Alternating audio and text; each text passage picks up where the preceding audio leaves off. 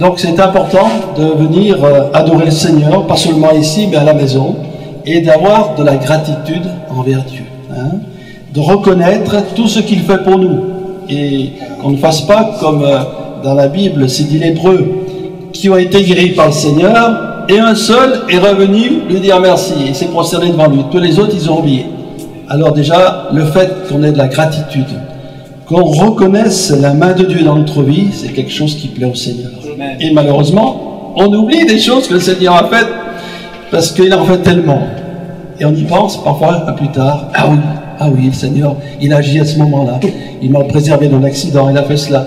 On s'en rend compte plus tard, mais qu'on puisse dire, oh que tu es bon, Seigneur. Que tes bontés sont innombrables, tu protèges, tu as tes regards sur ma vie, et combien tes œuvres sont merveilleuses. Amen.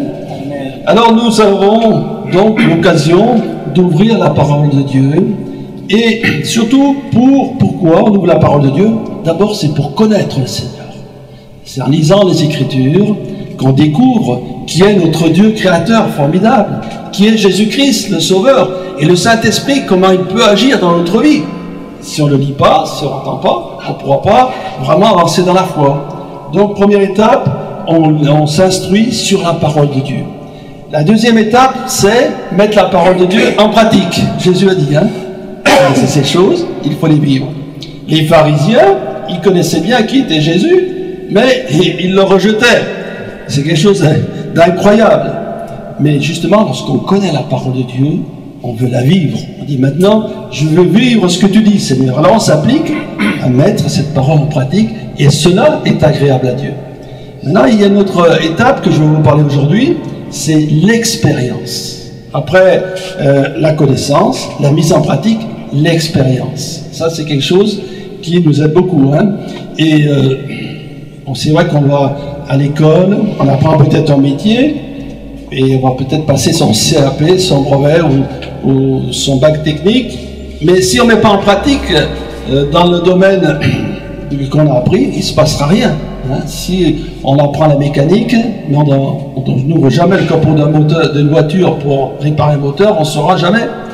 Donc il est bon de mettre en pratique et d'expérimenter. Alors, dans la parole de Dieu, je vais prendre des exemples d'hommes et de femmes qui étaient comme nous. Vous le croyez? Pierre, il était comme nous. Hein, c'est un homme comme nous. Des chrétiennes aussi qui sont mentionnées dans la Bible, Lydie la marchande de pompes, c'était une femme comme nous, ou d'autres, et qui ont vécu des choses glorieuses. Alors, s'ils ont expérimenté des choses glorieuses, Dieu veut aussi qu'on expérimente de grandes choses. Est-ce que Dieu veut qu'on expérimente un tout petit quelque chose? Il le fait, mais ce qu'il veut, qu'on expérimente de grandes choses. Pourquoi? Parce que ça va fortifier notre foi. Quand on voit Dieu intervenir d'une manière éclatante, la foi, elle grandit. Voilà. Elle grandit par la connaissance de Dieu, par la mise en pratique et par l'expérience qu'on va faire. Alors je vous invite déjà à ouvrir un premier texte, je pense qu'elle va l'afficher, dans l'évangile de Matthieu, au chapitre 14. Ce sont des textes très connus, hein, et nous retrouvons là Jésus. Jésus donc qui avec ses disciples, il se trouve avec une grande foule et il va faire un grand miracle, la multiplication des pains et des poissons. Et alors les disciples qui ont été témoins de ce miracle, ils ne savaient pas qu'ils allaient voir encore d'autres choses, parce que le Seigneur, il ne dit pas tout. Hein. Là, il y a un miracle extraordinaire, mais ce qu'on va lire, ça va être aussi glorieux. Alors on va lire maintenant ce qui s'est passé au verset 22, à Matthieu 14, 22. Jésus, lui, il va monter sur la montagne pour prier, il va laisser ses disciples, et après, il va les rejoindre. Voilà, alors je vais lire le texte, Matthieu 14, 22. Aussitôt après, il obligea les disciples à monter dans la barque et à passer avant lui de l'autre côté, pendant qu'il renverrait la foule. Quand il l'eut renvoyé, il monta sur la montagne pour prier à l'écart. Et comme le soir était venu, il était là, seul. La barque, déjà, au milieu de la mer, était battue par les flots, car le vent était contraire. À la 4e veille de la nuit, Jésus alla vers eux, marchant sur la mer. Quand les disciples le virent marcher sur la mer, ils furent troublés et dirent « C'est un fantôme ». et dans leur frayeur, ils poussèrent des cris. Jésus leur dit aussitôt, « Rassurez-vous, c'est moi, n'ayez pas peur. » Pierre lui répondit, « Seigneur, si c'est toi, ordonne que j'aille vers toi sur les eaux. » Et il dit, « Viens. » Pierre sortit de la barque et marcha sur les eaux pour aller vers Jésus.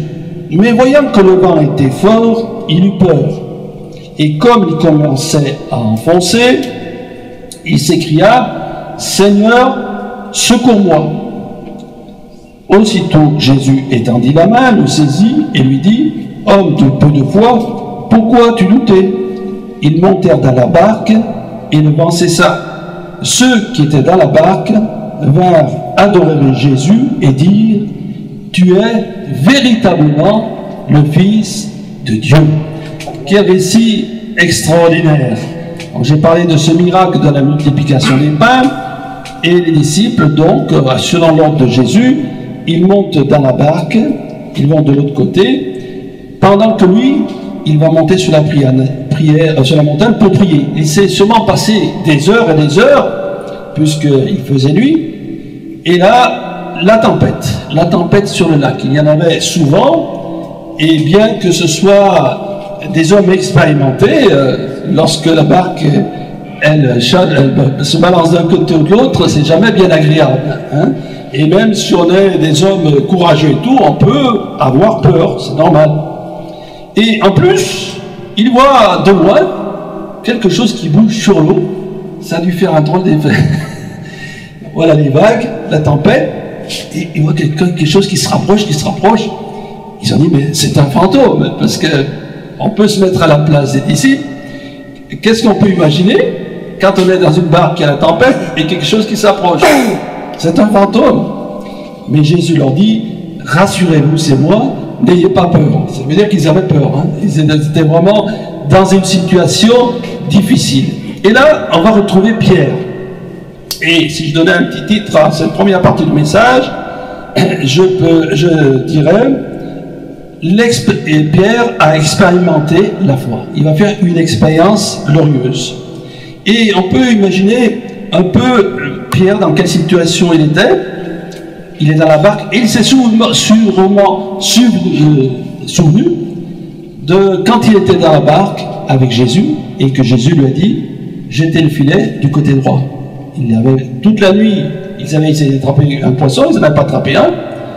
Et ainsi, sous l'ordre de Jésus, il va jeter le filet et il y aura cette pêche miraculeuse. Et Pierre de dire, retire-toi de moi car je suis un homme pécheur. Il a vu vraiment la gloire, la puissance du Seigneur. Et sûrement qu'à ce moment-là, il s'est souvenu de cela. Et quand Jésus lui a dit, voilà, ordonne que j'aille vers toi, et il lui dit, viens. Et là, Pierre, il avait donc dans un premier temps expérimenté que la parole de Jésus, elle s'accomplit. Quand sur la barque, il y a eu cette pêche miraculeuse, que Jésus lui a dit de jeter le filet, il y a eu cette pêche. Et là, il a eu la foi dans la parole de Dieu. À partir de ce jour, il a la foi. Et c'est pour ça qu'il dit, sous ta parole, si tu me dis de venir vers toi, je viendrai. Et il a marché sur les eaux. Est-ce que ça, c'est pas la foi? Quelque chose d'incroyable. Déjà, marcher sur l'eau, si on raisonne un peu, c'est pas possible. Si on commence à faire réfléchir la situation, ça se fait pas de marcher sur les eaux. Et un jour, où il y a de la tempête, où il y a des grandes vagues. Et là, on voit que Pierre, il avait une foi totale dans le Seigneur. Et il a exercé une grande foi. Hein? Il a marché sur les eaux. Qui c'est qui peut en faire autant? Hein? Même aujourd'hui. Un jour de tempête. Et bien qu'après, il a regardé un peu les vagues, il a pris peur, il s'est enfoncé. Jésus quand même l'a sauvé. Hein? Et il est dit aussi un détail que je n'avais pas remarqué. Il est dit que le vent cessa. Donc il y a eu plusieurs événements importants qui se sont passés. Et là, Pierre, il a vraiment expérimenté la foi. Alors il avait déjà dans la journée vu la multiplication des pains. Alors quand même, c'est quelque chose qui est important, une expérience forte. Et là, il marche sur les eaux. Et là, ça nous parle donc pour nous, chrétiens, d'expérimenter la foi. La foi, on l'a peut-être dans la doctrine, on connaît les Écritures, on croit que Jésus, tout ce que je viens de lire, c'est la vérité, on croit que Jésus est le Seigneur, qu'il est mort à la croix pour nous, d'accord. Mais dans la vie de tous les jours, est-ce que nous vivons la foi? Est-ce que nous mettons vraiment Dieu à l'œuvre? Voilà, parce que ce que je dis souvent, si on veut que quelque chose se développe, il faut le pratiquer. Exemple, si moi j'ai des problèmes, toutes sortes d'abord on va prendre les petits problèmes de chaque jour, des petits problèmes qu'on peut avoir, et je ne demande pas au Seigneur d'intervenir, si je ne m'attends pas à sa grâce, bon, je vais avoir le secours de quelqu'un d'autre, mais je ne vais pas expérimenter la foi. Si je suis malade, j'ai peut-être quelque chose qui n'est pas très grave, allez, on va aller comme ça pour mieux expliquer, ou que j'ai un peu des problèmes, disons, d'argent, de finances, si je ne prie pas le Seigneur et je ne demande pas d'intervenir, je vais aller demander à quelqu'un qui me prête de l'argent, ou alors je vais aller voir le docteur qui va me guérir, très bien, mais je ne vais pas expérimenter la foi. Et moi-même, pendant longtemps dans ma vie chrétienne, j'ai toujours demandé que le Seigneur intervienne pour ma santé. Et le Seigneur est intervenu de nombreuses fois, c'est un détail parmi tant d'autres. Expérimenter la foi, c'est la mettre en pratique. Alors, dans la vie de tous les jours, mettons notre foi en pratique, et ainsi, nous verrons Dieu intervenir dans de plus en plus de grandes choses. Amen. Et c'est ce qui nous manque. Il nous manque la foi. Ce qui fait aussi que si je mets en pratique la foi, quand je vais prier avec foi. Autorité. Et je vais croire que le Seigneur intervient.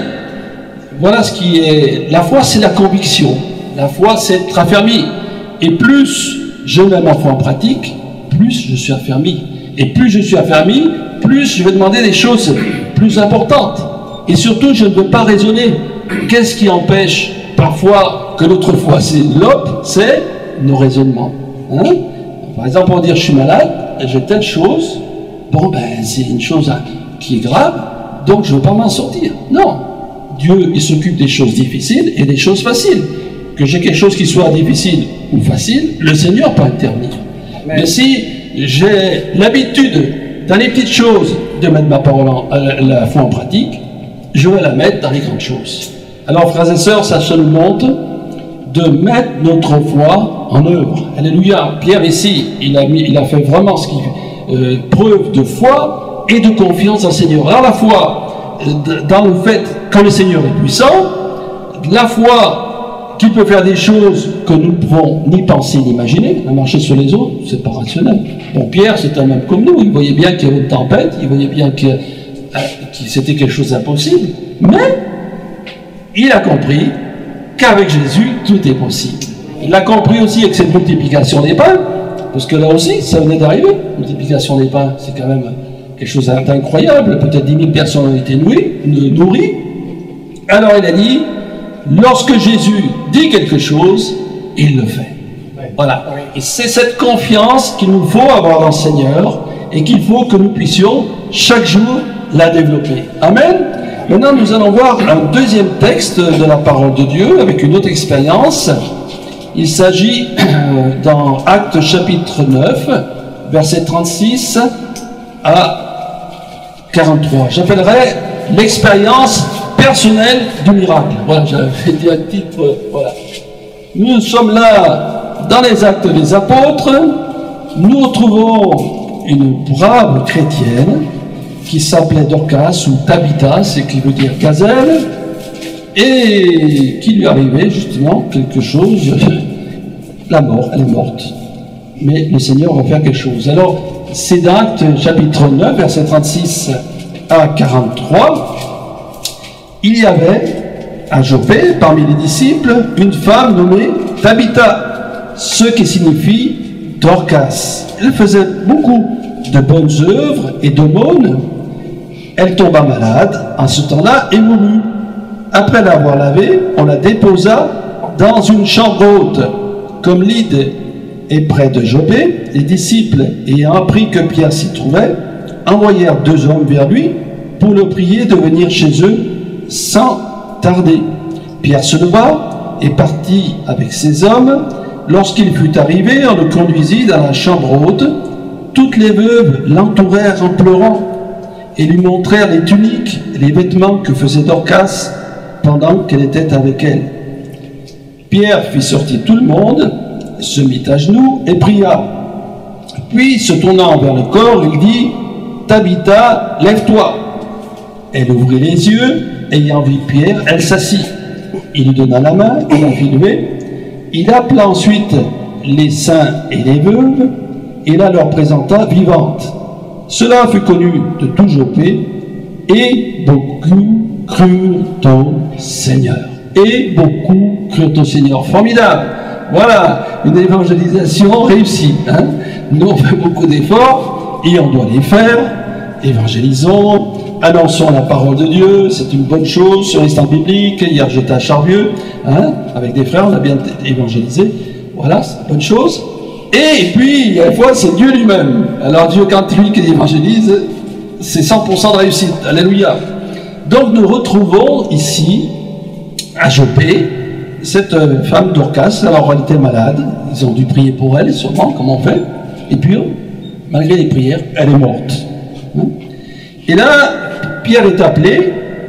Et Pierre, sûrement que ce jour-là, en allant vers le lieu, il s'est souvenu quand il était avec Jésus et qu'ils ont été là avec Pierre, Jacques et Jean, tous les trois. Ils ont été choisis par le Seigneur pour aller dans la maison de Jairus où sa fille était morte. Tous les disciples ne ont pas été, seulement Pierre, Jacques et Jean. Et là, il a vu Jésus, donc comment il était revenu, il a chassé tout le monde de la maison, là il a fait pareil. Et puis il s'est approché vers la jeune fille et dit, maintenant, lève-toi. Voilà. Et la fille de Jairus a été guérie. Gloire à Dieu. Et là, il agit de la même façon, si vous lisez bien le texte, il agit de la même façon, il n'a pas fait une grande prière. Tabitha, lève-toi. Et cette fille est revenue à la vie. Formidable. Et voilà ces signes qui ont accompagné l'Église déjà primitive, c'est cette résurrection. Et les choses n'ont pas changé. Le Seigneur agit toujours le même. Si vous allez dans la bibliothèque de Lyon, de la ville de Lyon, où il est question de l'Église primitive, ou si vous ne savez pas, c'est l'apôtre Jean qui a envoyé des chrétiens à Lyon, hein, pour évangéliser. Et il est dit dans les documents anciens que dans cette Église primitive, plusieurs des chrétiens qui étaient morts ont ressuscité. Voilà, ça c'était du temps de l'Église primitive. Mais plus récemment, j'ai connu un pasteur qui était missionnaire en Afrique et il a ouvert des œuvres, c'était très difficile pour lui. Et dans une œuvre qu'il a ouverte, il m'a dit, il y avait plusieurs résurrections. Voilà. Et il y a quelques années, il y a le pasteur du Nigeria, et ça on a pu le vérifier, qui était mort depuis quelques jours, qui est ressuscité. Donc, alléluia, le Seigneur n'a pas changé, il est toujours le même, et sa puissance agit. Alors maintenant, j'aurais aimé discuter un peu avec, je suis un peu curieux, avec Dorcas, pour lui demander qu'est-ce qui s'est passé quand elle est morte. Voilà, puisqu'elle est morte et puis elle est revenue à la vie. On ne le sait pas. Et Dieu laisse les choses ainsi, c'est très bien. Et voilà que cette femme, elle a expérimenté un miracle extraordinaire. Et quel témoignage après elle a pu dire autour des gens, ben, j'étais morte, je suis revenue à la vie. Oh, raconte-nous comment ça s'est passé. Et voilà un témoignage. Et après, on parle un peu de Jésus. On dit, oui, c'est Jésus qui m'a guéri. C'est Jésus qui m'a ressuscité. Parce que Jésus est le Seigneur. Et tu devrais aussi connaître Jésus. Voilà. C'est formidable. Et ça a permis à beaucoup de gens d'être sauvés. Et pour cette chrétienne, d'expérimenter quelque chose de grand et de glorieux qui a marqué toute sa vie. Et pour nous-mêmes aussi. Hein, nous expérimentons des choses merveilleuses. Au cours de la vie, de temps en temps, il se passe quelque chose de grand, de fort. Et ça aussi, ça nous aide à aller de l'avant. Ça fortifie notre foi. Et il y a quelque chose de particulier. On vous a remarqué, comme j'ai dit, il y a des chrétiens qui sont consacrés vraiment au Seigneur. Cette femme Dorcas, elle était sûrement une diaconesse, elle confectionnait des habits pour les pauvres, et elle avait une vie consacrée à Dieu. Et lorsqu'on a vraiment sa vie consacrée à Dieu, je suis persuadé qu'il y a des promesses de Dieu et des bénédictions qui s'attachent à cela. Hein, qui s'attachent. J'ai dit tout à l'heure, Jésus, il avait pris Pierre, Jacques et Jean, c'était pas au hasard. C'était tous des apôtres qui étaient bouillants pour le Seigneur. Et eux, ils ont vu des grandes choses. Ils ont vu donc la fille de Jairus ressusciter. Ils ont vu aussi, seulement la transfiguration, le Seigneur dans sa gloire, c'est pas au hasard. Pourquoi? Parce qu'ils étaient consacrés à Dieu. Si vous prenez Élisabeth et Zacharie, ils ont vu aussi un miracle extraordinaire. Et ça nous montre que lorsqu'on est vraiment attaché au Seigneur, eh bien, il y a des bénédictions et des choses merveilleuses qui se produisent, n'est-ce pas? Et ça, donc, c'est bénéfique et ça nous aide à avancer dans la foi. Je vous conseille de lire le Deutéronome, le chapitre 28. Qu'est-ce qu'il y a dans le chapitre 28? Les bénédictions et les malédictions. Et là, ça commence que si tu suis l'Éternel, si tu suis ses commandements, si tu marches dans ses voies, eh bien voilà, tes récoltes, elles seront bonnes. Tes enfants, tu auras une grande famille, tu auras toutes sortes de choses. Si tu ne suis pas l'Éternel, ben voilà ce qui va se passer. Donc ça, c'est déjà un signe. Hein? Et dans la mesure où ma vie est consacrée à Dieu, et même si peut-être je me suis peut-être un peu refroidi, je me ressaisis. Puis je dis, ben maintenant tu te réveilles toi. Hein? Je parle à moi. Hein? Tu te réveilles et puis maintenant il faut y aller. Hein? Eh bien que je me consacre au Seigneur, que j'ai une vie, que je marche dans la pureté, dans la sainteté, dans l'amour fraternel, il va se passer des choses. Et comme je vais expérimenter des choses glorieuses, et ma vie, elle va progresser. Alléluia. Et voilà ce que le Seigneur, il fait. Alors une dernière expérience, celle-là, on va la retrouver toujours dans les Actes des Apôtres, au chapitre 12. Pierre, on va le retrouver aussi, c'est pas volontaire, c'est tombé comme ça. Hein. Pierre, on va le voir dans toutes ces expériences, mais bon, c'est tombé comme ça. Alors j'ai intitulé cette partie, voilà, expérience de la prière de l'Église. Expérience de la prière de l'Église. Alors, voilà, chapitre 12. Alors, qu'est-ce qui s'est passé à ce moment-là?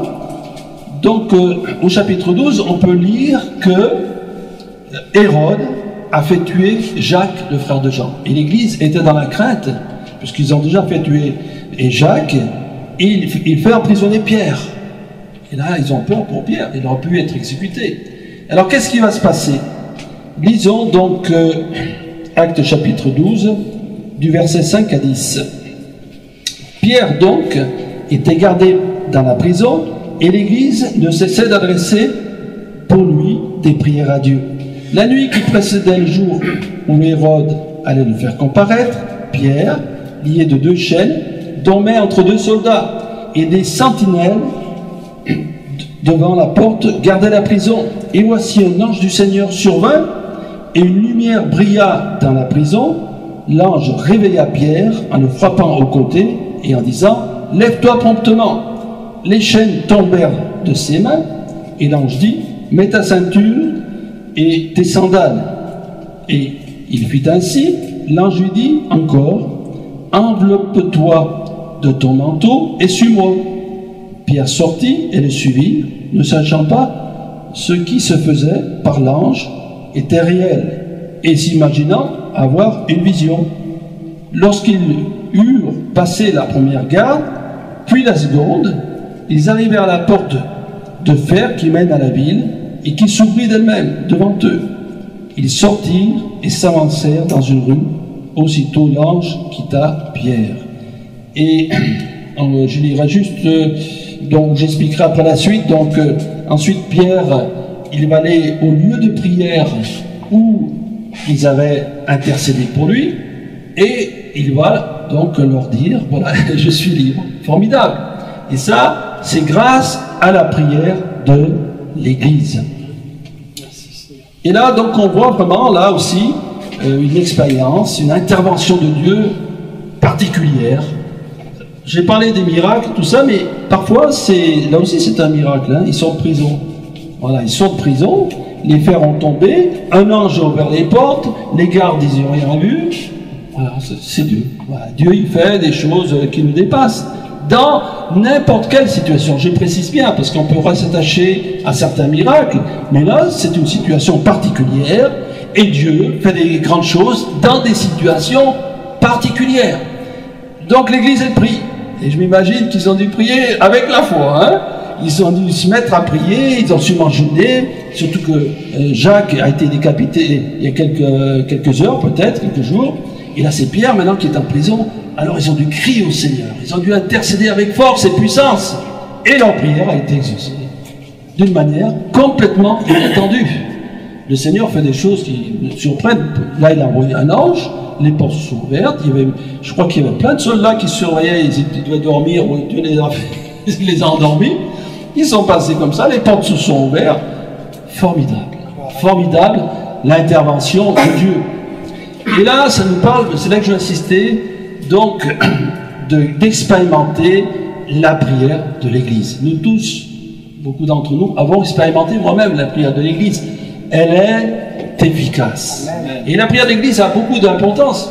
D'abord, parce que si je prie, mon frère, ma soeur, c'est que j'aime mon frère, ma soeur. Hein? Je sais qu'il est dans l'épreuve, je ne suis pas indifférent. Donc je vais prier avec amour. Et ensuite, le frère ou la sœur qui vont être au bénéfice de cette prière, qu'est-ce que ça va faire? Ça va nous rapprocher. Le frère, la sœur, il dit, il a prié pour moi, je ne connaissais pas ce frère, ben, je le connais un peu mieux. Et puis ça nous rapproche. Ensuite, pour l'Église, ça a été formidable. Ils ont expérimenté la foi à ce moment-là. Ils ont dit, c'est formidable, Dieu est intervenu, et leur foi a augmenté. C'est obligé. Hein. Et là, ça me fait penser justement à peut-être quelqu'un ou quelques-uns parmi nous qui ont un gros problème. Les situations, je veux dire, les situations de Dieu, elles sont tous les jours.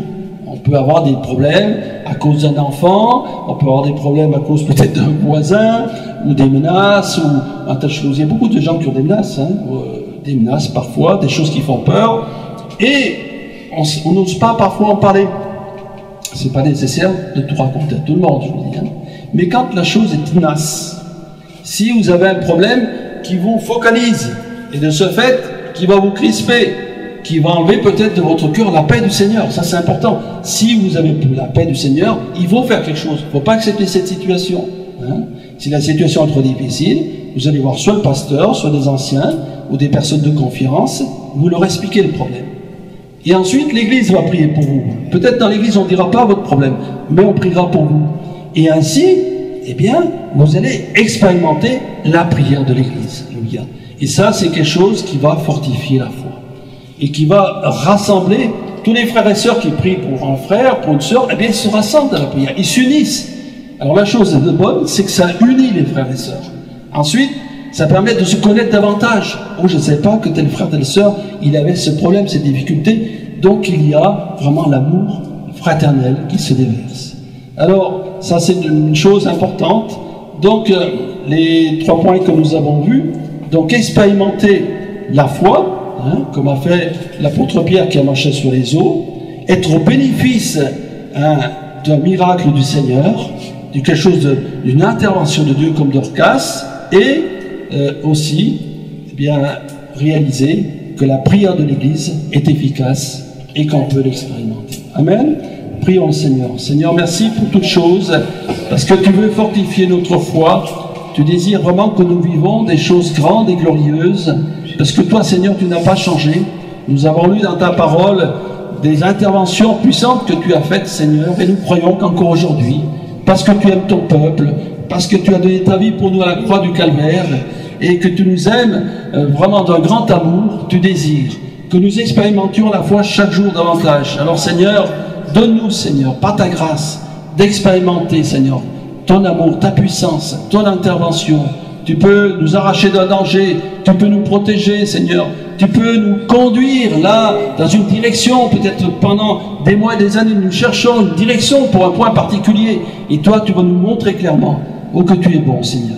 Que ton peuple t'acclame, Seigneur, que tu es bon. Je te remercie et je t'adore pour ta bonté et ta fidélité. Bénis mon frère, bénis mes sœurs, que chacun d'entre nous puisse expérimenter ta grâce. Amen.